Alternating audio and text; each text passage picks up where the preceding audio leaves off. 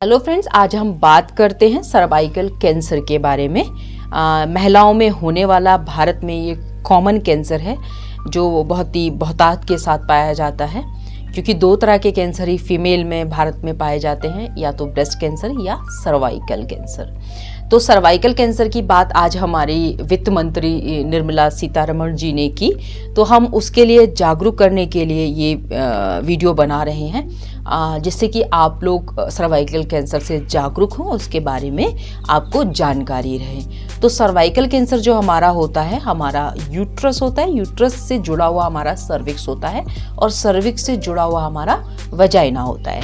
जैसे कि हम बात करें, ये एक पेन है, यहाँ पे हमारा यूट्रस है आपका, और यूट्रस से जुड़ा हुआ हमारा ये वाला हमारा सर्विक्स हो गया, ये वाला, और ये हमारा पूरा वजाइनल पार्ट हो गया जहाँ पे हम इंटरकोर्स करते हैं। जब हम इंटरकोर्स करते हैं तो हमारा जो वजाइना से सर्विक्स को हमारा पेनिस जो होता है वो टच करता है इंटरकोर्स के दौरान। तो जो सर्विक्स का सबसे लोअर पार्ट होता है जो वजाइना के साथ टच होता है, वहाँ पे एक पेनलेस गांठ बन जाती है, या एक ऐसा मैलिग्नेंट ट्यूमर होता है जिसमें दर्द नहीं होता, लेकिन वहाँ पे वो पाया जाता है। उसका कारण होता है ह्यूमन पैपिलोमा वायरस की वजह से।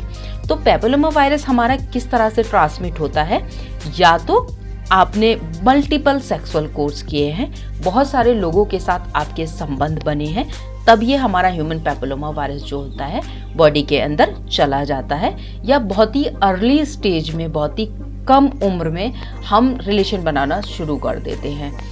बहुत छोटी उम्र में इस तरह की जो एक्टिविटीज़ बेटियां करनी शुरू कर देती हैं, उनमें ये वायरस जो होता है वो ट्रांसमिट कर जाता है और कैंसर, सर्वाइकल कैंसर को कॉज करता है। तो ये दो मेन कारण होते हैं जिनकी वजह से हमें सर्वाइकल कैंसर हो सकता है। सर्वाइकल कैंसर के जो सिम्टम होते हैं वो क्या होते हैं? जब मेंसेस होता है, एक साइकिल से दूसरी साइकिल के बीच का जो टाइम होता है वो 28 दिन का होता है। 28 दिन का इसलिए होता है क्योंकि मेंसेस जो होता है वो 7 दिन पहले भी आ सकता है और 7 दिन बाद भी आ सकता है। जैसे आज 28 तारीख को मुझे महीना हुआ है या मेंसेस हुआ है, तो नेक्स्ट मंथ या तो वो मुझे 28 तारीख को आएगा, या वो 28 से 7 दिन पहले या 7 दिन बाद आएगा। अगर इस तरह महीना आता है तो आपका महीना नॉर्मल है, लेकिन अगर इस महीने के बीच में ब्लीडिंग होती है, जैसे आपको 28 तारीख को महीना आया है और नेक्स्ट मंथ की 28 तारीख को आपको मेंसेस या महीना होना है, उसके बीच में जो ब्लीडिंग होती है वो हमारा ह्यूमन पैपिलोमा वायरस की वजह से या सर्वाइकल कैंसर की वजह से ब्लीडिंग हो सकती है। दूसरा, जब इंटरकोर्स करते हैं या पार्टनर के साथ आप संबंध बनाते हैं, उस टाइम ब्लीडिंग होनी।